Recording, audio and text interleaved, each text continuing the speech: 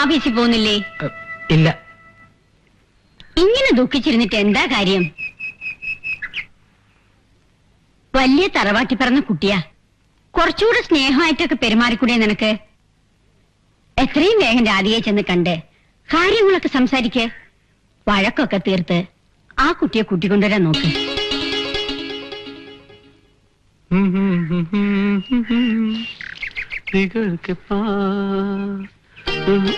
തുളസി, നാണല്ലോ. നാണം മറയ്ക്കാൻ വേറൊരു ഷർട്ട് വേണ്ടേ? ഒരു ഷർട്ട് കൊണ്ടാണ് വണ്ടി ഓടുന്നത്. അടുത്ത ആഴ്ച ഇന്റർവ്യൂവിന് പോകാൻ നിന്റെ ചേട്ടനോട് ഷർട്ട് ചോദിക്കണമെന്ന് വിചാരിക്കാം. അതല്ല പറഞ്ഞത്. പിന്നെ ഒന്നുമില്ല. ഇനി ആ പൂതി അങ്ങോട്ട് മാറ്റി വെച്ചോ. എന്ത് പൂതി? എന്നെ കെട്ടാനുള്ള പൂതി. ഓ, എന്തൊരു പൂതിയാ നിന്നെ കെട്ടാൻ. നിന്നെ കെട്ടിയ നിനക്ക് ഞാൻ ചെലവിന് തരണ്ടേ? ഏതെങ്കിലും ജോലിയുള്ള പെണ്ണ് എന്നെ കെട്ടി എനിക്ക് ചെലവിന് തരുമെന്ന് നോക്കട്ടെ. തരും. എന്തേ? ഈ ഇന്ത്യ മഹാരാജ്യത്ത് ഒരാണിന് 3 പെണ്ണെന്നാ കണക്ക്. സുമുഖനും സുന്ദരനും വിദ്യാസമ്പന്നനുമായ നായർ യുവാവിന് വയസ്സ് 28. ഏതെങ്കിലും ഡോക്ടറോ എഞ്ചിനീയറോ ലെക്ചറോ വന്നൂടെ? അവരെന്നെ പൊന്നുപോലെ നോക്കും. നോക്കും. ഇങ്ങനെ രാത്രി വേലിയാടി നടക്കുന്നവർക്ക് പെണ്ണ് തരും. അത് പിന്നെ വേലിയാടിയത് നിന്റെ കണ്ണേട്ടന് വേണ്ടിയാ. എന്റെ കണ്ണേട്ടന് വേണ്ടി നിങ്ങൾ എന്തിനാ വേലിയാടിയത്? ഓ, എന്റെ കണ്ണേട്ടൻ. എന്നെ കൊണ്ടൊന്നും പറയരുത്. കെട്ടിക്കൊണ്ട് വന്ന പെണ്ണിന് വേണ്ടി ജീവൻ വരെ കളയുന്നവനാ കണ്ണേട്ടൻ. നിങ്ങളെ പോലെയല്ല. ഇത്രയൊക്കെ ആയിട്ട് കണ്ണേട്ടൻ ചേച്ചി വിളിച്ചോണ്ട് വരാൻ പോവാ. സത്യമാണോ? ഞാൻ എന്തിനാ നുണ പറയുന്നത്?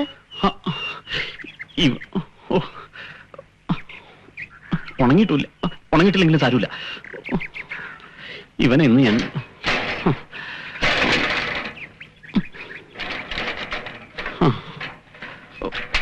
വഴിന്ന് മാറും.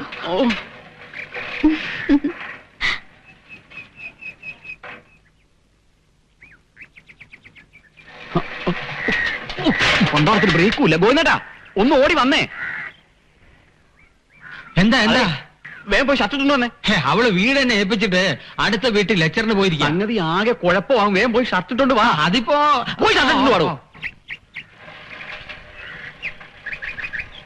നിങ്ങൾ എങ്ങോട്ടാ? പാർലമെന്റിലേക്ക്. വീട്ടിൽ പോടി. അരി വന്നു. ഇപ്പൊ പോയാ ചോറുണ്ണാം. ഇല്ലേ വാൾ പോസ്റ്റർ ഒട്ടിക്കാം. എങ്ങോട്ടാന്ന് അറിയില്ല. എപ്പോ വരും? ഇത് വല്ല കളിങ്കിലോ മരത്തിലോ ഇടിച്ച് നിക്കണം. ഭാഗ്യം ഉണ്ടെങ്കിൽ വരാം. വീട്ടിൽ പോടി. ദാ പോണു കണ്ണൻ. എടാ കണ്ണാ, ബ്രേക്കില്ല. പിന്നെ എന്ത് ചെയ്യും? അവന്റെ ചന്തി കൊണ്ട് ഇടിച്ചു ചേർത്ത്.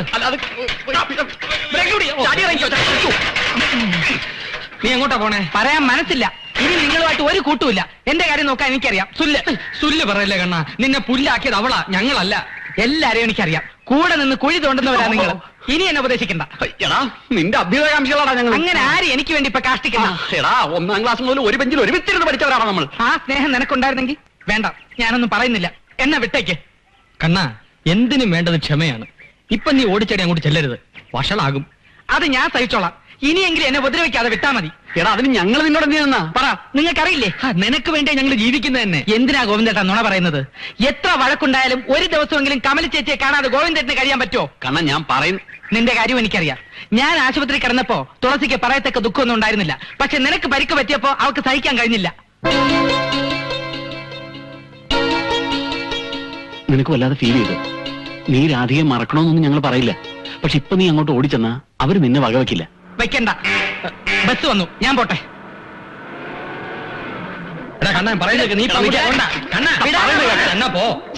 അയ്യോ രാമനായര്, നമ്മളിനി എന്ത് ചെയ്യും? ഒന്നും ചെയ്യാൻ സമയമില്ല. ഓടിക്കോ.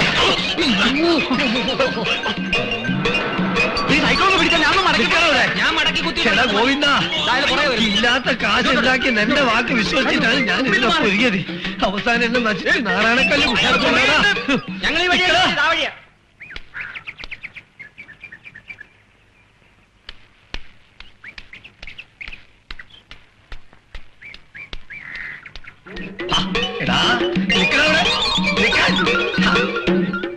എന്റെ അടുത്ത് കണക്ക് പറഞ്ഞ് കാശ് മേടിച്ചില്ല. എന്റെ പേര് രാമൻ നായരനല്ല. ഈ നാട്ടില് കോടതി നിയമമൊക്കെ ഉണ്ട് കേട്ടോ. വിവാഹബന്ധം വേർപെടുത്തുക എന്നുള്ളത് ലാസ്റ്റ് റിസോർട്ടാണ്. മാത്രമല്ല, കല്യാണം കഴിഞ്ഞിട്ട് മാസങ്ങളെ ആയുള്ളൂ. സ്റ്റാൻഡ് ചെയ്യും തോന്നുന്നില്ല. അഡ്വക്കേറ്റിന് മനസ്സിലാക്കാവുന്നതേ ഉള്ളൂ. രണ്ടുപേരും 2 ധ്രുവങ്ങളിലാണ്. Different culture, different status. ഒക്കെ ശരിയായിരിക്കും. പക്ഷെ ഡൈവേഴ്സിന് ഇതൊന്നും മതിയായ കാരണങ്ങളേ അല്ല. സാറ് തന്നെ ഒരു വഴി കണ്ടെത്തണം. She is very much worried. ഇനിയും നീട്ടിക്കൊണ്ടുപോയാൽ. ശരി, ഒരു കാര്യം ചെയ്യാം. ലീഗൽ സെപ്പറേഷന് നോട്ടീസ് തയ്യാറാക്കാം. കുട്ടി വിഷമിക്കണ്ട. ഇതൊക്കെ ജീവിതത്തിൽ ഓരോ പരീക്ഷണങ്ങളാ. ഫേസ് ചെയ്യണം. ധൈര്യമായിട്ട് പോകും. Let's try.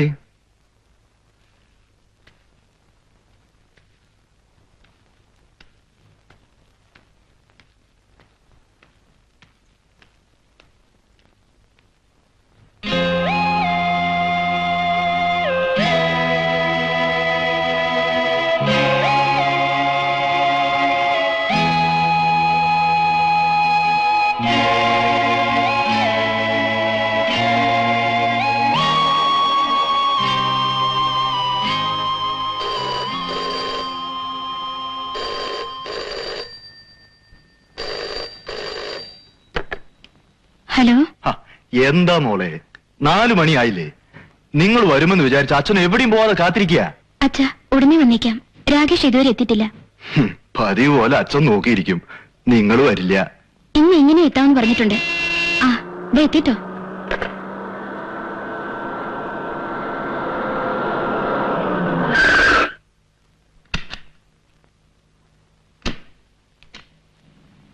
വാടോ. Mister Alex, my friend. Hello Sudha.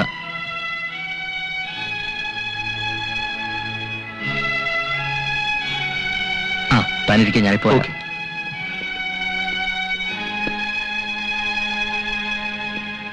ആ, പുള്ളി ഒരു ബിസിനസ് ട്രാൻസാക്ഷൻ പറ്റി സംസാരിക്കാൻ വന്നതാ. ആ, പിന്നെ ഫ്രൈ ഐറ്റം വല്ലതും ഉണ്ടെങ്കിൽ എടുത്തോ, വേഗം വേണം.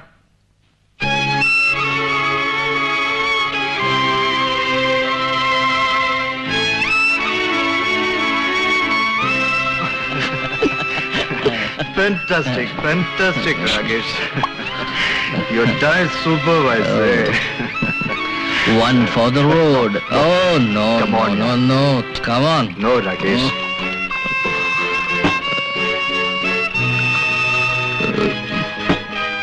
Come on.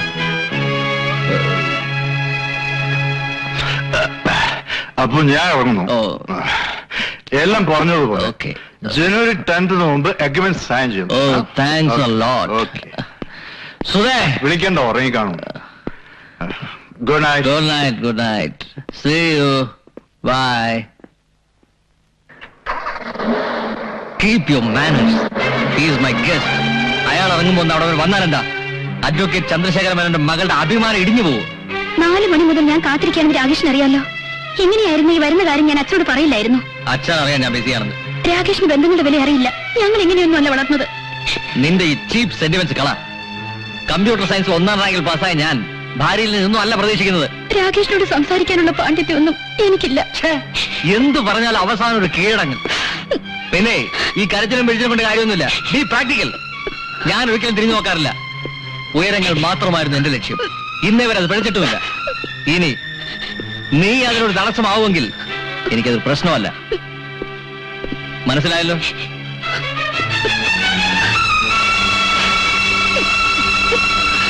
ഈ ജീവിതം എനിക്കെന്തിനു തന്നു ആണ്ടിവടിവോനേ. ഓ, പഴനിയപ്പാ, ഞാൻ എന്ത് ചെയ്യപ്പാ?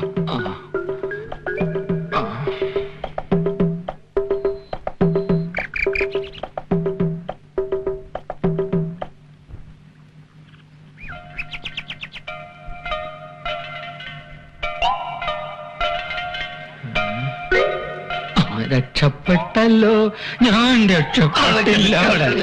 രാമൻ നായരോ, നീ ഒരുപാട് വെള്ളം കുടിക്കൂല്ലേ? ആ ഇല്ല, എന്തേ? കുറെ നേരം അങ്ങനെ ഒഴിക്കണ്. ഈ വയസ്സുകാലത്ത് എന്നെ തോടിക്കരുത്. എന്റെ പൊന്ന് രാമൻ നായരെ, ഞാൻ ഇതിൽ ആളല്ല. എന്നെ എന്തിനാ വെറുതെ?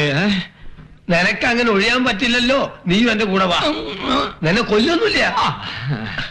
ഇതെന്താ, പടിയാണോ? സൂക്ഷിച്ചിറങ്ങണേ. ഓ, അയ്യോ, തലടിച്ചോ? ആ, ഇടിച്ചു.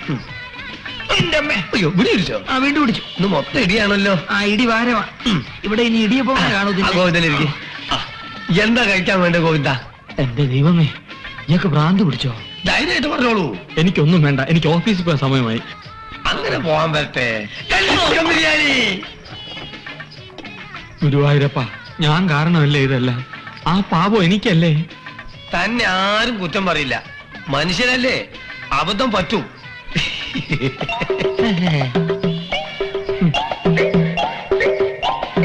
ഇപ്പൊ ഇവിടെ എന്താ ഉണ്ടായത്? ഇത്രയ്ക്ക് എന്റെ മകളും കണ്ണനായിട്ടുള്ള വിവാഹം ഉറപ്പിച്ചു. അവരൊരു അബദ്ധം പറ്റി, ഇത്രയല്ലേ ഉള്ളൂ. നിനക്ക് ഓർമ്മയില്ല ഗോവിന്ദ, ഈ കണ്ണന്റെ വിവാഹം ഉറപ്പിക്കാൻ നിശ്ചയിച്ചത് ഇതേ ഹോട്ടലിൽ ഇതേ ടേബിളിൽ ഇതേ ബിരിയാണി ഓർഡർ ചെയ്തോണ്ടാ. നിനക്ക് ഒഴിഞ്ഞു മാറാൻ പറ്റില്ല ഗോവിന്ദ, അത്രമാത്രം ആത്മബന്ധമാണ് നമ്മൾ തമ്മിൽ. ഈ കടുങ്കൈ ഞാൻ ചെയ്തല്ലോ. 10,000 രൂപ.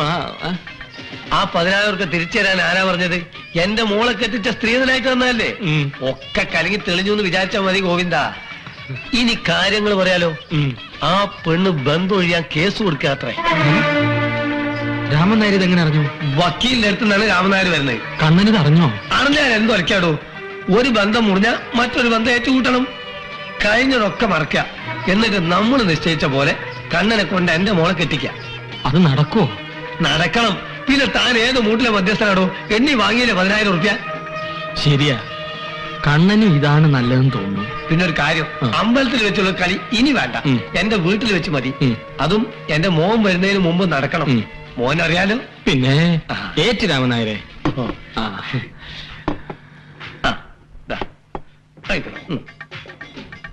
അല്ല പിന്നെ എന്താ വിളിച്ചു നോക്കണേ?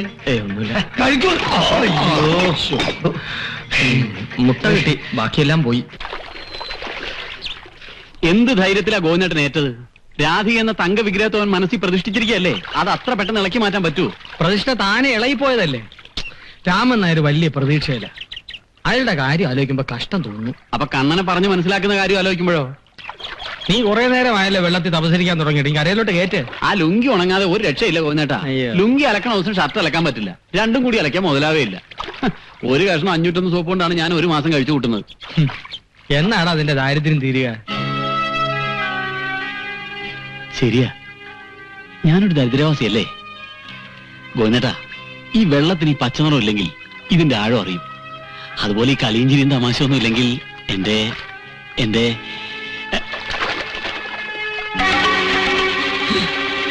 ഹരി, ഹരി.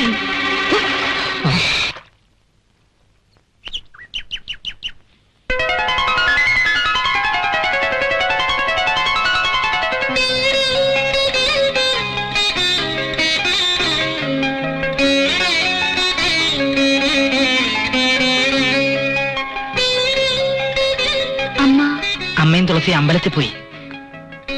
ഞാൻ ചെയ്തത് തെറ്റാണെന്ന് തോന്നി. അച്ഛൻ ഒരുപാട് വഴക്ക് പറഞ്ഞു.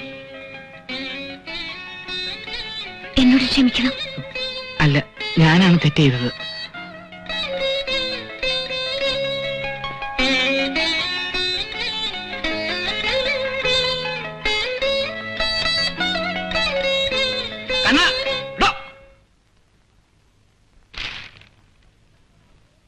തന്നോട് ആ ഫോം കൊണ്ടുവരാൻ പറഞ്ഞിട്ട് എവിടെ പോയി കിടക്കോളൂ?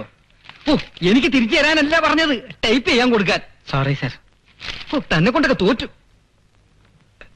ടൈപ്പ് ചെയ്യാൻ. എന്താ കണ്ണ ഇങ്ങനെ? ഭാര്യയുടെ പിണക്കം തീർന്നില്ലേ? 3 കോപ്പി വേഗം വേണമെന്ന് പറഞ്ഞു. ഓരോരുത്തർ പറയണത് കേട്ട് ഭാര്യയോട് പിണങ്ങരുത്. മനസമാധാനം ഉണ്ടാവില്ല രണ്ടുപേർക്കും. കണ്ണൻ ചെന്ന് വിളിച്ച രാധിക വരും. വന്നില്ലെങ്കിലോ? സംസാരിച്ചു നോക്കണം. നേരിട്ട് സംസാരിക്കാൻ ബുദ്ധിമുട്ടാണെങ്കിൽ ടെലിഫോണിൽ. Best idea. നിനക്ക് ടെലിഫോണിൽ സംസാരിക്കണം അല്ലേ? വാ, ഞാൻ വിളിച്ചു തരാം. വാളോ.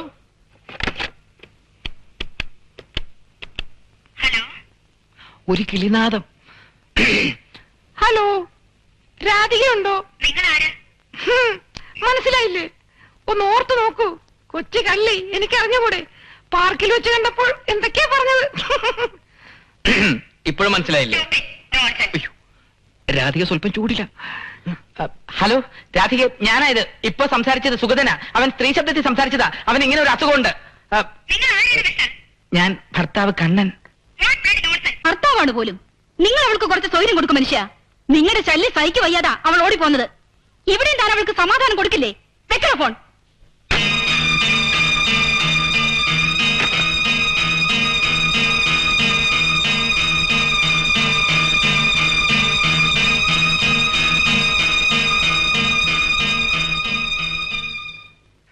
എന്റെ കക്ഷിയും താങ്കളുമായിട്ടുള്ള വിവാഹം ഹിന്ദു മതാചാര പ്രകാരം നടന്നിട്ടുള്ളതും വിവാഹത്തിനു ശേഷം 2 മാസക്കാലം എന്റെ കക്ഷി താങ്കളുടെ ഭാര്യയായി താമസിച്ചിട്ടുള്ളതുമാണ്. എന്നാൽ വിവാഹത്തിന്റെ അന്നു മുതൽ തന്നെ താങ്കൾ തികഞ്ഞ മദ്യപാനിയാണെന്ന് എന്റെ കക്ഷിക്ക് ബോധ്യമായി. അയ്യോ, അത് സത്യമല്ല. നീ മിണ്ടാതിരിക്കെ. എങ്ങനെയാ നോട്ടീസ് അയക്കേണ്ടതെന്ന് അഡ്വക്കേറ്റിന് അറിയാം. Sorry sir. കൂടാതെ താങ്കൾ മദ്യപിച്ച് മതോന്മത്തനായി എല്ലാ ദിവസവും എന്റെ കക്ഷിയെ നിഷ്ഠൂരമായി ദേഹോപദ്രവം ഏൽപ്പിക്കുകയും ഒരിക്കലും സംഭവിക്കാത്താണിത്. ക്രൂവലാണ്. അയാൾ എന്നെ ഉപദ്രവിച്ചിട്ടേ ഇല്ല. പിന്നെ എങ്ങനെ എഴുതേണ്ടത്? അയാൾ നല്ലവനായിരുന്നു, എന്റെ കക്ഷിയെ വളരെയധികം സ്നേഹിച്ചിരുന്നു എന്നായാലോ? സാർ, ഇവള് വിവരമില്ലാതെ പറയുകയാണ്. ഈ ഡൈവേഴ്സിനെ എന്തെങ്കിലും കോൺക്രീറ്റ് ആയ റീസൺ വേണം. നിശ്ചയിച്ചിരുന്ന കല്യാണം അല്ലല്ലോ. താലി കെട്ടിക്കഴിഞ്ഞ് 2 മാസം ഒരാളുടെ കൂടെ താമസിച്ചിട്ട് ഭർത്താവല്ലാന്ന് പറഞ്ഞ കോടതി സമ്മതിക്കോ? അതല്ല സർ. പിന്നെ ഒന്നുകിൽ ഞാൻ പറയുന്നത് കേൾക്കുക, അതല്ലെങ്കിൽ കുട്ടി, ഈ ഡൈവേഴ്സ് എന്ന് പറയുന്ന അത്ര എളുപ്പമൊന്നുമല്ല. രാധികെ, ഇതൊക്കെ കോടതി ഭാഷയാ. എന്താ രാധികയ്ക്ക് ഡൈവോഴ്സ് വേണമെന്നുണ്ടോ? അതോ ഡൈവോഴ്സ് ആവശ്യമാ. പക്ഷേ എന്നാ വായിക്കുന്നു കേട്ടോളൂ. താങ്കളുടെ അമ്മയും സഹോദരിയും ചേർന്ന് എന്റെ കക്ഷിയെ ഈ 2 മാസക്കാലം വാക്കാലും പ്രവൃത്തിയാലും പീഡിപ്പിച്ചിരുന്നതായി എന്റെ കക്ഷി ആരോപിക്കുന്നു. വേണ്ട സർ, ഇങ്ങനെ ഒരു കെട്ടിച്ചമച്ച കേസ് വേണ്ട. വേണ്ട, ഞാൻ നിർബന്ധിച്ചില്ലല്ലോ. പിന്നെ എന്താ നിന്റെ ഭാവം? വേറെ ഒരു വഴിയില്ലേ സർ? ഉണ്ട്, മ്യൂച്വൽ അഗ്രിമെന്റ്. 2 പേരും സമ്മതിച്ച സംഗതി എളുപ്പമായി. അതാ ഞാൻ മാധവൻകുട്ടിയോട് നേരത്തെ പറഞ്ഞത്. എന്റെ അഭിപ്രായത്തിൽ അതാ നല്ലതും. എന്തു പറയുന്നു? അതിനവൻ സമ്മതിച്ചില്ലെങ്കിലോ? എന്നാ വേറെ വഴിയൊന്നുമില്ല. ഏതായാലും ഇങ്ങനെ ഒരു നോട്ടീസ് അയക്കണ്ട. ഡോ മാധവൻകുട്ടി, നമുക്കിവിടെ അവസാനിപ്പിച്ചാലോ? വേറെ വഴിയില്ലെങ്കിൽ മ്യൂച്വൽ അഗ്രിമെന്റ് ആവാം. അവനെ ഞാൻ കൊണ്ടുവരാം. വലിയ കൊലാവലൊന്നും വേണ്ട. ഇവിടെ എങ്ങനെ ഒരു പന്തല് ഒന്നിങ്ങോട്ട് വരുമോ? ദേ പെണ്ണുങ്ങൾ വിളി തുടങ്ങി. ഒരു കാര്യം ചെയ്യാൻ സമ്മതിക്കില്ല എന്ന് വെച്ചാൽ അല്ല, എന്തിനാ പന്തല്? നിന്റെ 16 അടിയന്തരം കഴിക്കാൻ മിണ്ടാണ്ടിരുന്നു അവിടെ. എങ്ങനെയൊക്കെ ആ കാര്യങ്ങളൊന്ന് അടുപ്പിച്ചുകൊണ്ടിരാന്ന് വിചാരിക്കുമ്പോഴാ. ചിന്ന ആ തൊടി പോയി കഴുകു മുറിച്ചോ, പോയിക്കോ. ശരി. പോയിക്കോ. ഓല പറഞ്ഞത് അവിടെ തന്നെ കാണും കേട്ടോ. പുതിയ വല്ല ആലോചനയുണ്ടോ? അതേടി, ഞാൻ ഒന്നുകൂടെ കേട്ടാൻ പോവാ. ദേ ഒരു സംഗതി രഹസ്യമായിട്ട് സൂക്ഷിക്കാൻ സമ്മതിക്കില്ല. ഈ മുറ്റത്തൊരു പന്തലിടുന്നു തോന്നി ഇടുന്നു, അത്ര തന്നെ. പറയില്ല, പ്രത്യേകിച്ച് പെണ്ണുങ്ങളെടുത്ത് ഇനി പറയില്ല. മതിയായി. എന്തിനാ കമുക് മുറിക്കണേ? പന്തലെത്താൻ ശ്രീധരൻ വരുന്നതിന് മുമ്പ് കല്യാണം നടത്തണം. എന്നോട് പറഞ്ഞൂടെ ആരാ ചെക്കനെന്ന്? പെണ്ണുങ്ങളോട് പറയില്ല. എന്താ നിങ്ങൾ ഈ പറയണത്? ഞാൻ അറിയാതെ മോളുടെ കല്യാണം നടക്കേ? നീ അറിഞ്ഞു എന്ന് വെച്ചാ ഈ ഭൂമി മലയാളം മുഴുവൻ അറിഞ്ഞു എന്നർത്ഥം. കണ്ണൻ തന്നെയാണ് അവളെ കെട്ടാൻ പോകണമെന്ന് ഞാൻ എന്നോട് പറയേ. എന്നിട്ട് വേണം നാളെ മുതൽ ആൾക്കാർ ജാഥായിട്ട് ഇങ്ങോട്ട് വരാൻ. എന്ത്? കല്യാണം കഴിഞ്ഞ കണ്ണനോ? അതെ, അവൻ തന്നെ. അവർ ബന്ധം വേർപെടുത്താ ഒക്കെ ഞാൻ ഒപ്പിച്ചു വെച്ച്. ഭഗവാനെ, പറയണ്ടെന്ന് വിചാരിച്ചതൊക്കെ പറഞ്ഞു പോയല്ലോ. ഈശ്വര, വിവരമുണ്ടോ നിങ്ങക്ക്? എന്തേ ഇതാണ് എന്നോട് പറയണ്ടെന്ന് വെച്ചേ? ഒരു കാര്യം ഞാൻ പറഞ്ഞേക്കാം, എന്തെങ്കിലും കുഴപ്പമുണ്ടാക്കിയാ കൊന്നു കളിയും ഞാൻ. മനുഷ്യനൊരു അഭ്യാസം നടത്തി വെക്കാം, എങ്ങനെയെങ്കിലും ആ പെണ്ണിനെ ഒന്ന് ഇറക്കി വിടാൻ പറ്റുമെന്ന്. അപ്പോഴാണ് അവളൊരു അയ്യോ, അതല്ല പറഞ്ഞത്. പിന്നെ ഏതാ? അവനാ കെട്ടണെങ്കിലേ പന്തലും മറ്റും ഇട്ട് നാട്ടുകാരെ അറിയിക്കണോ? ദേശാഫീസിൽ കഴിച്ചാ പോരെ? താലി കെട്ടൊഴിച്ച് എല്ലാം കഴിഞ്ഞല്ലേ ഗുരുവായൂർ വെച്ച്? ശരിയാണല്ലോ. പെണ്ണുങ്ങൾക്ക് വിവരമില്ലെന്ന് ആരാ പറഞ്ഞേ? ഇതാണ് പറഞ്ഞേ, ഭാര്യയുടെ അടുത്ത് ആലോചിച്ചിട്ടേ എന്തും ചെയ്യാവൂന്ന്. കൊടുകൈ മോനെ, ചിന്ന വെട്ടല്ലേ കൗങ്ങി. ചിന്ന, അയ്യോ ചതിച്ചല്ലടാ ചിന്ന. താലി കെട്ടിയെന്നല്ലാതെ അവര് തമ്മിൽ ഒരു ബന്ധമില്ലെന്നാ പറഞ്ഞത്. ഇനി അയാൾ എന്നെ കെട്ടണ്ട. അച്ഛൻ 10,000 രൂപ മുതലാക്കാനല്ലേ ഇതെല്ലാം ഒപ്പിച്ചോണ്ട് വരുന്നത്?